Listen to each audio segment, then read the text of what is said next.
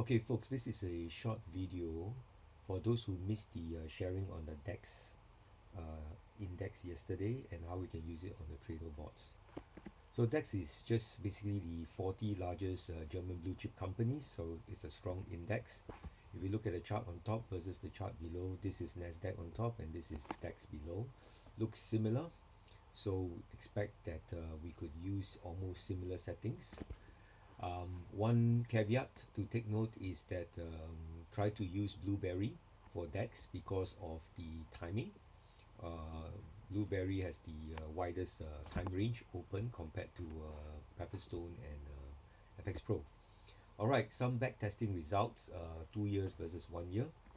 Simply put, for the whole of 2024, it's been performing well. You can see all these different combinations of trade gap from 80 to 220, 100 to 250, 150 to 300, and this is running plain vanilla.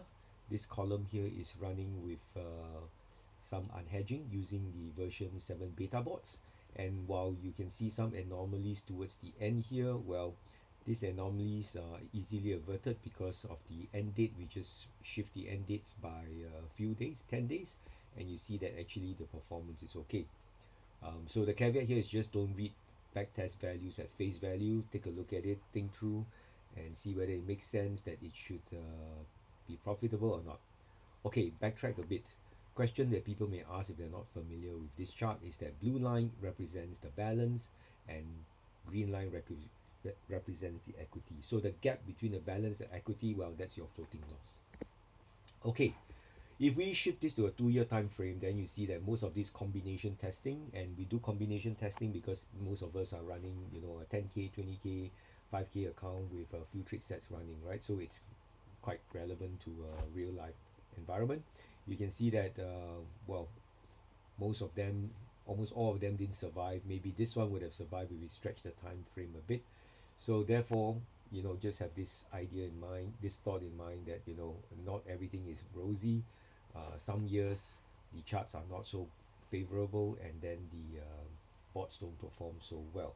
So as with all things, using the Trado bots, enter, uh, looking at the charts so that you are clear that the chart is trending.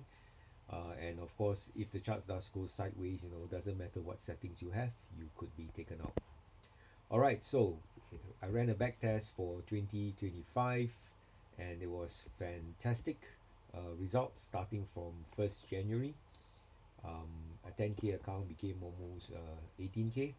All right, however, what if we instead started not during the 1st of January, but I chose a date whereby there was ranging, right? So how does it look during ranging and what can happen, right? So I move back in time frame. In January everything looks great, but you move back a bit, you see that there's a ranging period. So I started somewhere here, 20th December, and then you can see straight out, without any unhedging features turned on, you get liquidated. Of course, with unhedging features turned on in these three charts, you can see that it managed to live through this period and actually thrive. So this is the version 6 bots that we're using, and these are the version 7 bots with different settings of levels, buffer, and stop loss.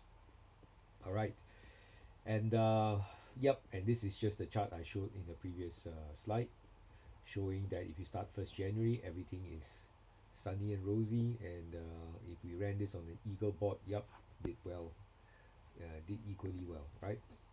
And then these are some sharings that I had, which you can watch the fuller videos to go through. And these are all just smaller trade gaps, not recommended, but just to figure out what went wrong. What went wrong when we ran from the sideways period is simply that trade gap 80 caused a lot of problems. You can see I've done a whole bunch of tests here, right? Whereas the other trade gaps, 100, 200, 250, 290, all okay.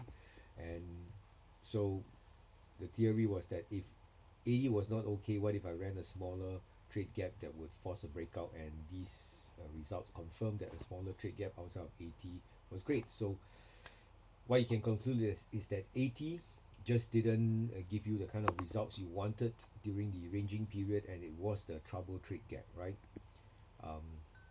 So that's all it confirms. Not encouraging anyone to use trade gaps smaller than 80. Um, so let's quickly talk about the dangers of DAX, right?